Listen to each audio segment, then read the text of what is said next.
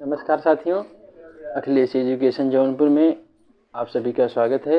और आज हम लोग आशा करते हैं कि आपकी दिवाली अच्छे से बीती होगी और अच्छे से आप लोग दिवाली को मनाए होंगे। और इस क्लास में जहां से हम लोग कल अपनी कक्षाएं समाप्त किए थे वहां से स्टार्ट करते हैं।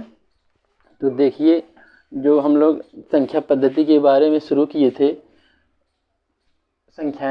संख्याओं के प्रकार में, फिर धन पूर्णांक, ऋण पूर्णांक, पूर्णांक, भाज्य, उस पर आज विस्तृत चर्चा होगी। और चर्चा में हम लोग शुरू से चलेंगे और देखेंगे कि कहाँ से धन पूर्णांक कैसे लिखा जाता है, क्या संकेत होता है। तो धन पूर्णांक की शुरुआत होती है 1, 2, 3, 4 ऐसे ऐसे करके अनंत तक चला जाता है। तो यहाँ पे 1, 2, 3, 4 अनंत का संकेत ध्यान देना है कि अनंत का संकेत इस प्रकार से होता है और इसको ऐसे दर्शाते हैं।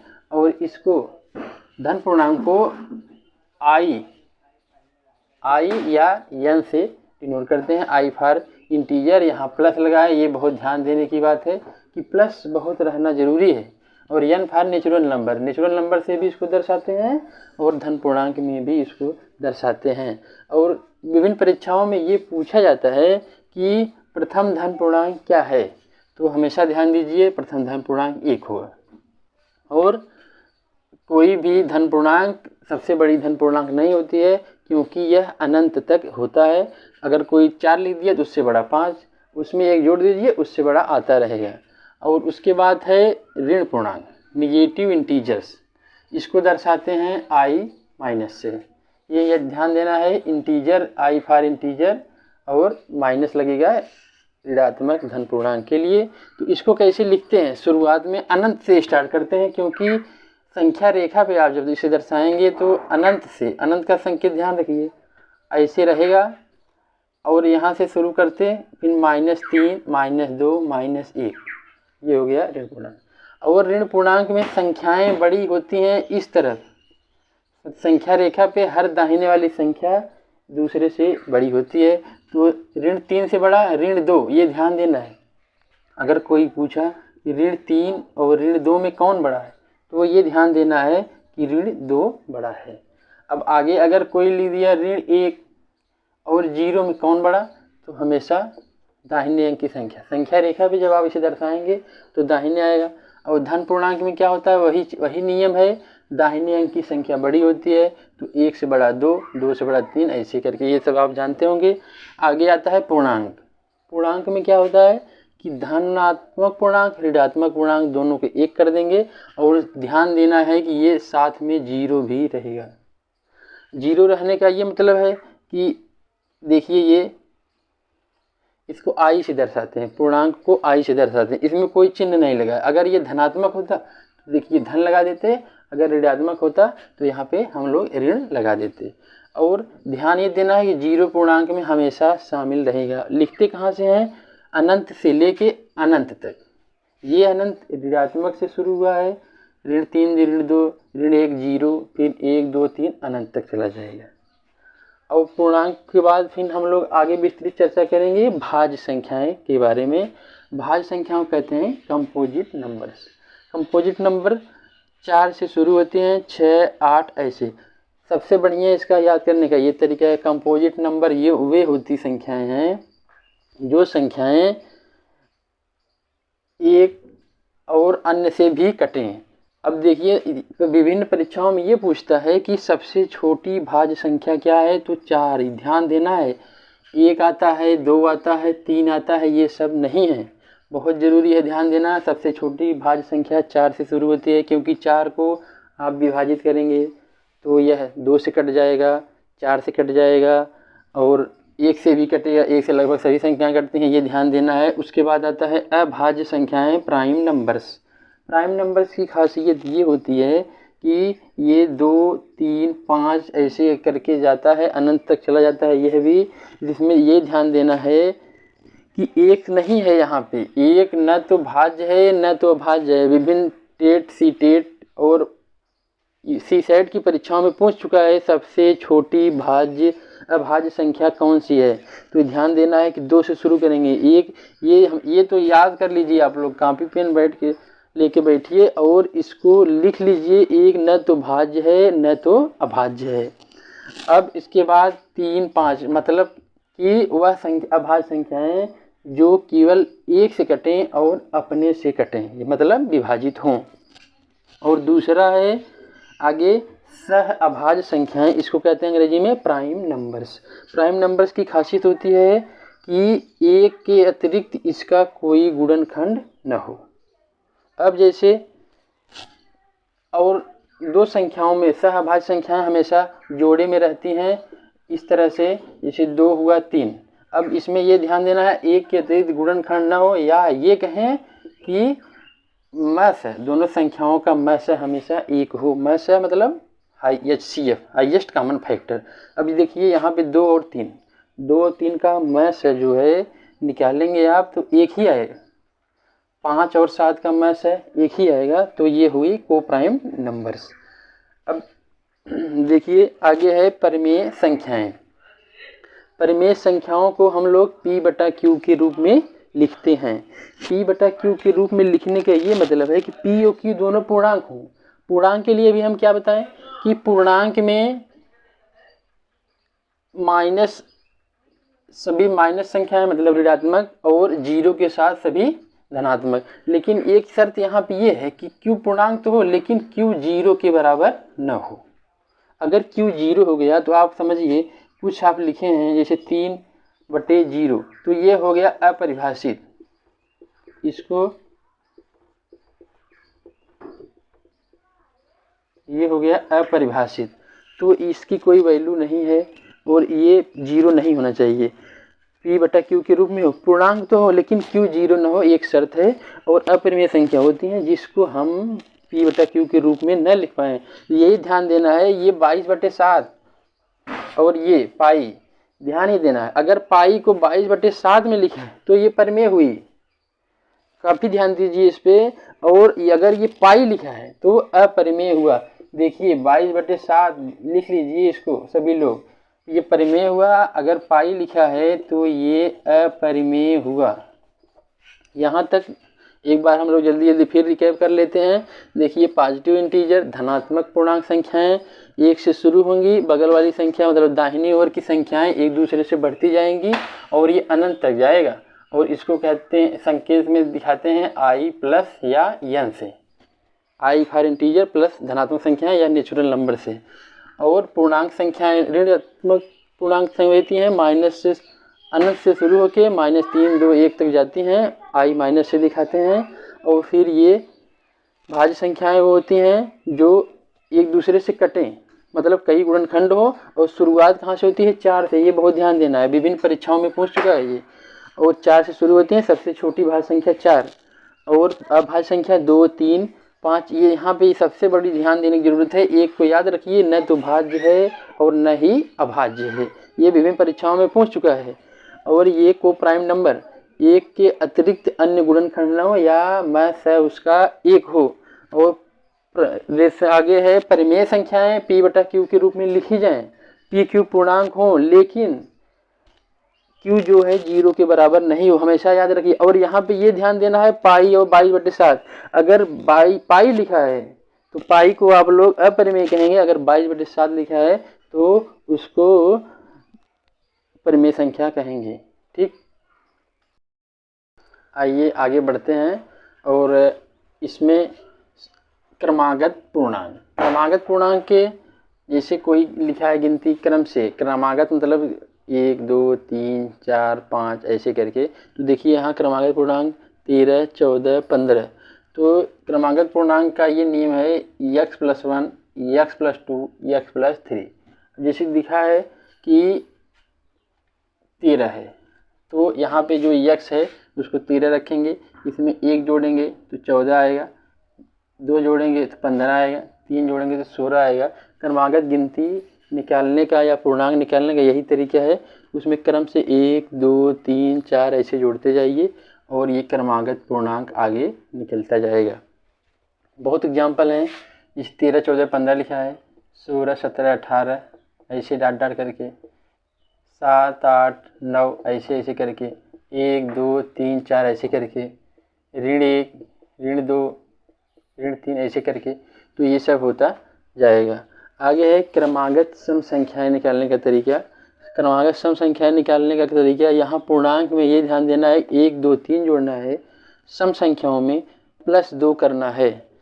+2 करेंगे, जैसे सम संख्या 12 है, सम संख्या मतलब कि जो संख्याएं 2 से भाग देने पर पूर्णतः विभाजित हो जाएं, 12 14 16, फिर इसमें देखिए 12 में 2 जोड़ दिए 14 हो गया, 14 में 2 जोड़ दिए 16 हो गया। इस तरह से आगे हम लोग बढ़ते जाएंगे। और इसमें 2 जोड़िए और यहाँ पे x + 2 x + 4 x + 6 ऐसे करके, मतलब हर एक एक पद के आगे यहाँ पे x + 2 है, यहाँ दिए x + 4, फिर यहाँ पे x + 6 x + 8, इस तरह से आगे बढ़ते चलिए। विषम संख्याओं में भी वही है, x + 2 x + 4 फिर x + 6 ऐसे करके। देखिए अगर कोई 13 15 17 कोई संख्या है तो यहाँ पे ध्यान दीजिए, x + 2 15 हुआ, फिर x + 4 13 4 17 हुआ, इस तरह से। और लिखना है आपको सीरीज, तो 11 13 15 इस तरह से, 1 3 5 7 इस तरह से कुछ भी क्रमागत। ध्यान ये देना है कि क्रमागत अगर पूर्णांक लिखना है तो 1 2 3 4 जोड़ना है, अगर सम या विषम लिखना है तो यहाँ पे 2 4 6 दोनों में जोड़ना है, सम में भी और विषम में भी, दोनों में ध्यान देना है। आइए आपको ले चलते हैं, रूढ़ और अभाज्यता की जांच करेंगे कि किस प्रकार पता करते हैं कि कोई संख्या रूढ़ है या अभाज्य है। अब आप लोग ये ध्यान दीजिए कि अगर कोई संख्या जैसे 2 लिखा है, इसको तो आप जान लेंगे कि रूढ़ है, मतलब इसका एक के अलावा और अपने के अलावा किसी से नहीं कटेगी। तो लेकिन यहाँ पे अगर बड़ी संख्याएं होंगी, जैसे आपको लिखा गया है 89, तो 89 कैसे आप पता करेंगे कि रूढ़ है या अभाज्य है, तो काफ़ी आपका समय जाएगा। इसके लिए अभाज्यता किसकी जांच करने का सबसे बढ़िया तरीका ये है कि आप ये करिए कि 89 है तो इसके आगे की पूर्ण संख्या जो है उसको ले लीजिए। 89 के आगे की पूर्ण संख्या मतलब जिसका पूर्ण वर्ग हो, पूर्ण में, तो ये इसके आगे संख्या आती है 100। 100 को आप क्या करेंगे, 100 का आप वर्गमूल निकालिए, आया 10।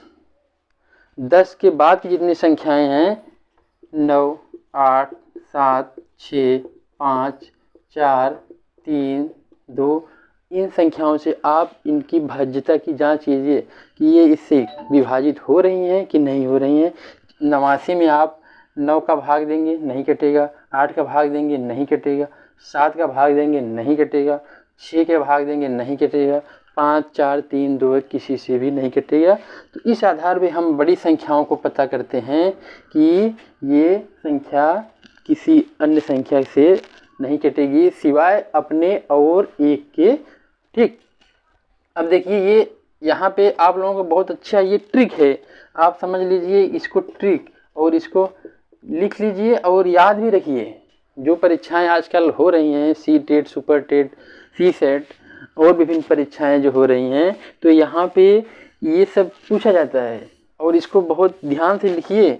इसमें ये है कि 2 अंकों की या 3 अंकों की, 4 अंकों की कुल कितनी संख्याएं हैं, तो इसमें ये ध्यान देना है कि 2 अंकों की कुल संख्या कैसे निकालेंगे। 2 अंकों की संख्या पूछा है तो सबसे पहले आप ये लिखिए कि 2 अंकों की सबसे बड़ी संख्या,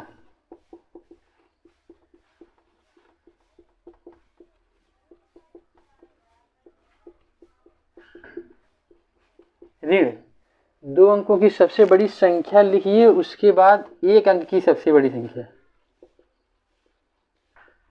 सबसे बड़ी संख्या। अब आप ये करिए, 2 अंकों की सबसे बड़ी संख्या 99, 1 अंकों की सबसे बड़ी संख्या 9, तो आप ये घटाएंगे तो आपको मिलेगा 90। आपको समझ में आया कि 2 अंकों की कुल कितनी संख्याएं होती हैं, 90। 3 अंकों का आपको निकालना है, वही नियम है, 2 अंकों की सबसे बड़ी संख्या लिखिए, ऋण 1 अंकों की सबसे बड़ी संख्या लिखिए, और आपको आएगा 2 अंकों की सबसे बड़ी, यहाँ पे 3 अंकों की लिखिए, 3 अंकों की सबसे बड़ी संख्या 999, फिर 2 अंकों की सबसे बड़ी संख्या, एक बार इसको फिर से देख लीजिए। 3 अंकों की संख्याएं निकालना है तो 3 अंकों की सबसे बड़ी संख्या और 2 अंकों की सबसे बड़ी संख्या, तो 3 अंकों की सबसे बड़ी संख्या 999 और 2 अंकों की सबसे बड़ी संख्या 99। इसको आप घटाएंगे तो 990। 990 संख्याएं जो होती हैं वो 3 अंकों की कुल संख्याएं होती हैं। इसी प्रकार 4 अंकों की, 5 अंकों की विभिन्न परीक्षाओं में ये पूछता है, तो आप आसानी से कर सकते हैं इस ट्रिक के माध्यम से। और ठीक है, फिर हम दोस्तों आप लोग ये ध्यान नहीं दिए, 9 से 99 से 99 घटाएंगे तो यहाँ पे 900 आएगा। ठीक, फिर आगे दोस्तों ये प्रश्न विभिन्न परीक्षाओं में पूछ चुका है, जैसे अधीनस्थ फिर लोक सेवा सीसेट में और विभिन्न प्रतियोगी परीक्षाएं जो होती हैं, तो इसमें पूछ चुका है। अब ये प्रश्न ये है कि 3 क्रमागत सम संख्याओं का योग 24 और ठीक बीच वाली सम संख्या बताइए। तो इसके लिए सूत्र है, उसको आप लोग ध्यान से लिख लीजिए कि योग, जितना योग दिया है उसके बटे जितनी संख्याओं को पूछा गया है, तो संख्याओं की संख्या मान लीजिए उसको n से दिखाते हैं। ध्यान ये देना है n हमेशा विषम रहे, विषम, n हमेशा जो रहे विषम रहे। विषम का ये ध्यान देना है कि 3, 4, 3, 5 ऐसे करके संख्या हो और योग, ये सूत्र से आप इसको सवाल को हल करेंगे। इसमें फिर क्या है, योग 24 है और कितनी क्रमागत संख्याएं लिखा है, और ये ध्यान देना है क्रमागत भी रहे, विषम रहे यानी यहाँ, और ये क्रमागत 3 संख्याएं दिया है तो यहाँ बटे 3 करेंगे। अब 3 करने के बाद ये 3 से भाग करेंगे, 3 के 3 8 8, तो बीच वाली संख्या कितना आ गई 8। अब यहाँ पे एक सवाल से हम लोग और कई सवाल हल कर सकते हैं इसी प्रकार का। इसमें यह ध्यान देना है कि 3 क्रमागत संख्या, बीच वाली संख्या अगर आपकी 8 आ गई तो आगे पीछे की तो हम निकाल सकते हैं, क्योंकि क्या है, सम संख्या है। तो इसमें 2 घटाएंगे तो ये संख्या 6 आएगी, 2 जोड़ेंगे तो ये संख्या 10 आएगी। अब आप अपना उत्तर चेक कर सकते हैं, 10, 8, 18 और ये 6, तो ये आ गया 24। मतलब सवाल सही है। अब बड़ी संख्या अगर पूछा होता तब भी हम निकाल लेते, 8 में 2 जोड़ के 10, छोटी संख्या घटा के 2, ये हो गया। अब इस सवाल पे आधार पे ये देखिए, फिर यहाँ पे 5 क्रमागत सम संख्याएं दिया है और योग दिया है 80।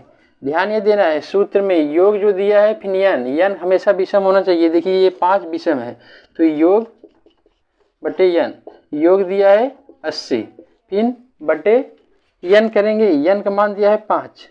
अब 5 1 के 5, 5 इसमें भाग करेंगे 16 आएगा। अब ये 16, अब ये पूछा क्या है, बीच वाली संख्या यहाँ पे नहीं पूछा है, यहाँ पे पूछा है कि सबसे छोटी सम संख्या। अब यहाँ पे आया ये 16 आ गया। अब इसके इधर 2 संख्या थी और इसकी इधर 2 संख्या थी, ये बीच वाली है, तो हम क्या करेंगे, पीछे आने के लिए 2 2 घटाते जाएंगे, तो यहाँ पे 14 आ जाएगा और फिर यहाँ 12 आ जाएगा, 2 घटाएंगे। आगे वाली 2 संख्या निकालनी है तो यहाँ पे 18 आ जाएगा, यहाँ पे 20 आ जाएगा। अब यह ध्यान देना है कि 20 सबसे बड़ी संख्या हुई, ये 20 जो है सबसे बड़ी संख्या हुई और ये 12 सबसे छोटी संख्या हुई। सवाल हल करने के बाद भी यह ध्यान देना है कि हम उत्तर पे हैं कि नहीं। यहाँ पूछा है सबसे छोटी सम संख्या, तो ये हमारा उत्तर ये हुआ।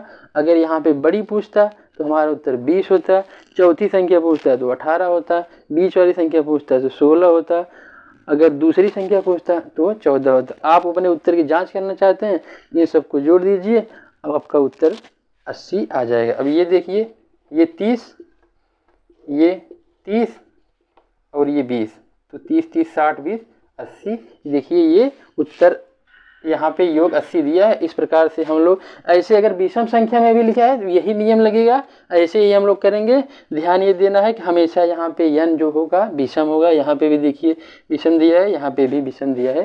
तो दोस्तों इस प्रकार और विभिन्न प्रकार की क्वेश्चन को आप लोग हमारे कमेंट बॉक्स में कमेंट करिए और हम लोगों का हौसला अफजाई करिए और इस चैनल को शेयर सब्सक्राइब करिए ताकि आप लोगों के लिए लाभदायक वीडियोज आते रहें आगे। धन्यवाद।